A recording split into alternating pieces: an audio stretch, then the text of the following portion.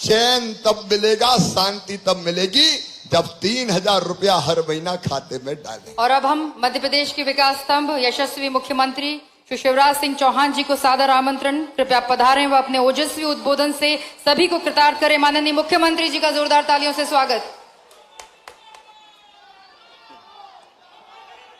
भांजो भी जिंदाबाद। मैंने देख लिया, I love you to.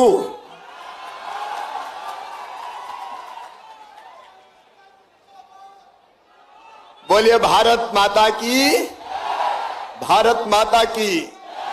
Jabalpur विशेषकर पाटन की जनता की और मेरी बहनों, आपकी जिंदगी बदलने का अभियान भी लगातार भारतीय जनता पार्टी ने चलाया हुआ है। मैं अपनी बहनों को प्रणाम करता हूं। अभी जब मैं यहां से जा रहा था तो कई बहनों ने मुझे राखियां भेंट की। मेरी लखपति दीदियां भी बैठी हुई है। लखपति दीदी का मतलब है जिनकी काम धंधा करते हुए आजीविका मिशन के माध्यम से कमाई 1 लाख रुपया सालाना से ज्यादा हो गई। जो जो लखपति दीदी, हाथ उठाओ जरा। लखपति दीदी, मैं ये बहनों को इसलिए बता रहा हूं कि हम भी लखपति बनेंगे।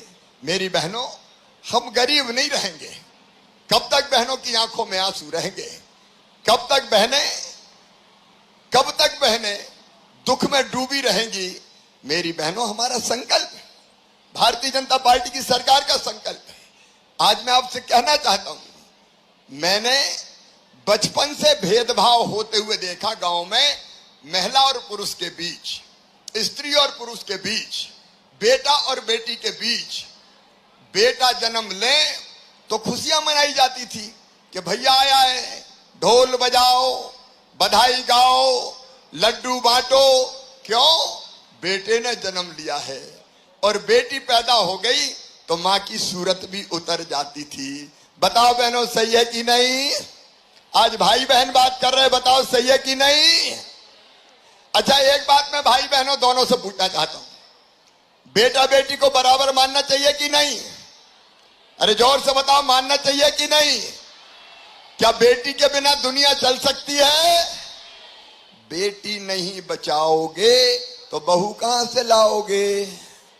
यह दुनिया ही नहीं चल सकती। लेकिन मन में तकलीफ होती थी ये सोच के कि बेटियों के साथ बेटों जैसा व्यवहार नहीं होता। और इसलिए मेरी बहनों, पहले हमने लाडली लक्ष्मी, बाद में लूंगा जाते समय, चिंता मत करो, राखी भी लूंगा। अभी 15 मिनट बोलूंगा उसके बाद, है ना? और इसलिए पहले बनाई लाडली लक्ष्मी योजना। और मेरी बहना तय कर दिया कि बेटी को बोझ मत समझना, मामा तो मुख्यमंत्री है, चिंता काहे को करती हो? मध्य प्रदेश की धरती पर अब बेटी पैदा होगी लखपति। लाडली लक्ष्मी योजना में 5वीं पास करके 6वीं में 2,000, 8वीं पास करके 9वीं में 4,000, 11वीं 8वीं पास करके उसके बाद 11वीं और 12वीं में 6,000। कॉलेज में बेटी जाएगी तो 12,000, 12,500 मामा दिलवाएगा। कॉलेज पास करेगी तो फिर 12,500 और 21 साल की हो जाएगी तो सीधे 1 लाख रुपया बिटिया को मिलेंगे। तो अब मुझे बताओ, अच्छा ताली बजाओ तो जोर से बताओ। देखो भाइयों और बहनों, मैं सरकार नहीं चला रहा, मैं परिवार चला रहा हूं। परिवार, ये परिवार बैठा है, मेरी बहनें, मेरे भाई, मेरे बेटा बेटी, मेरे बुजुर्ग, ये अपना परिवार है। बताओ परिवार है कि नहीं? जोर से बोलो, परिवार है कि नहीं? ये अपना परिवार है। और इसलिए परिवार में बेटियों की भी चिंता और परिवार में बहनों की भी चिंता। बेटियों की शादी की कन्यादान योजना, ताकि शादी बोझ ना लगे। नहीं, कई बार शादी बोझ लगती थी तो माँ भी सोचती थी बेटी तो आफत है, बेटी को आने ही मत दो, बेटे ही जन्म ले, अब शादी बोझ नहीं है। हाँ, कमलनाथ जी ने जरूर हमारी योजनाएं बंद कर दी थी। बेटियों की शादी की योजना भी, बेटियों की शादी करके पैसे ही नहीं दिए थे, 1.25 साल आए थे वो तो। लेकिन अब सुनो मेरी बहनों, सब योजना नहीं गिनाऊंगा। आज मंच पे अगर आप देखोगी कई बहनें बैठी है, क्योंकि हमने तय किया कि बहनों को अगर आगे बढ़ाना है तो उनको सरपंच बनना चाहिए, जनपद में जाना चाहिए, जिला पंचायत में जाना चाहिए, नगर पालिका नगर निगम में जाना चाहिए, चुनाव लड़ना चाहिए। बोलो सही बात है कि नहीं? अरे लड़ना चाहिए कि नहीं? ऐसे ही नहीं लड़ रही है बहनें। मेरी बहनों तुम्हें पता है, पहले बहनों को कोई चुनाव ही नहीं लड़ने देता था। घर में बैठ, चुनाव कौन लड़ेंगे? साहब लड़ेंगे, तू तो रोटी बना। तब हमने एक व्यवस्था की कि जितने भी पंचायत के, नगर पालिका के, नगर निगम के चुनाव होंगे, उन चुनाव में आधी सीटों पर केवल बहनें लड़ेंगी। वहां भाई खड़े नहीं हो सकते, वहां केवल बहन चुनाव लड़ेंगी। अच्छा जरा ईमानदारी से बताना, अगर बहनों को ये रिजर्वेशन नहीं मिलता तो घर वाले चुनाव लड़ने देते क्या? अरे डर काय को रही हो, जोर से बताओ ना। घर बैठ मेरी बहनों, घर से निकाल के तुम्हारे हाथ में गांव और शहर की सरकार चलाने के सूत्र दिए ताकि बहनें भी आगे बढ़ती जाए, बहनें भी आगे बढ़ती जाए। भाई बहनों की भी तो ये दुनिया है, इस धरती पे बहनों का हक भी तो है। और नहीं तो बहन क्या करेगी?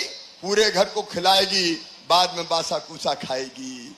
मेरी बहनों ईमानदारी से बताओ, जो मेरी गरीब बहनें हैं, हमारे किसान, छोटे किसान परिवार से आने वाली बहनें हैं, बताओ अगर 1,000 रुपया की जरूरत भी पड़ जाती थी तो परेशानी होती थी कि नहीं? ऐसे नहीं, जोर से बोल के बताओ, होती थी कि नहीं? हाथ फैलाना पड़ते थे कि नहीं? अरे बेटा बेटी दौड़ के आ गया और माँ की साड़ू का पल्ला पकड़ के कहा, माँ मुझे आइसक्रीम खिला दो। अब दिल में इच्छा होती कि खिला दूं बेटी को, बेटे को। पैसा नहीं होता तो तकलीफ होती कि नहीं होती? माँ फिराक दिला दे तो बोले इच्छा होती कि नहीं कि बेटी को फिराक दिला दूं, बेटे को शर्ट दिला दूं। माँ किताब दिला दे। कोई छोटी मोटी बीमारी, बुखार खांसी हो गया तो इच्छा होती है कि इलाज तुरंत करा दूं, दूध पिला दूं, सब्जी खिला दूं, फल खिला दूं। बताओ इच्छा होती है कि नहीं? लेकिन जब पैसा नहीं होते तो बताओ आत्मा दुखती है कि नहीं? जब दिल से बताओ, आत्मा दुखती है कि नहीं? आंखों में आंसू आते हैं कि नहीं? मजबूर महसूस करते हैं कि नहीं? और इसलिए बहनों मन में यह विचार आया कि शिवराज तुम कहते हो मेरा परिवार है, तो बहन के भैया तो तुम भी हो, हूं कि नहीं बताओ? अरे जोर से बताओ, भैया हूं कि नहीं? और भैया हूं तो सगा हूं कि सौतेला हूं? और जोर से बताओ। सावन के महीना में सग्गा भैया आता है, बहन को लेवा ले जाता है, राखी बंधवाता है और उसके बाद साड़ी देगा, कपड़े देगा, पैसे देगा। देता कि नहीं देता? मैं भी तो भाई हूं, मेरा कोई फर्ज है कि नहीं? अरे जोर से बोलो, फर्ज है कि नहीं? और भाई भी मुख्यमंत्री है तो मेरे मन में भी आया कि शिवराज तू भी तो अपनी बहनों को कुछ दे। लेकिन एक बार और आई मन में कि साल में एक बार देने से काम नहीं चलेगा। बताओ साल में एक बार देने से काम चलता क्या? और इसलिए एक दिन सोचते सोचते सोचते रात भर जगह में, और फिर मेरे दिमाग में बात आई कि और कोई चीज मत दो, सीधे 1,000 रुपया अपनी बहनों के खाते में डाल दो। हर महीना 1,000 डाल दो तो बहनों की समस्या हल हो जाएगी।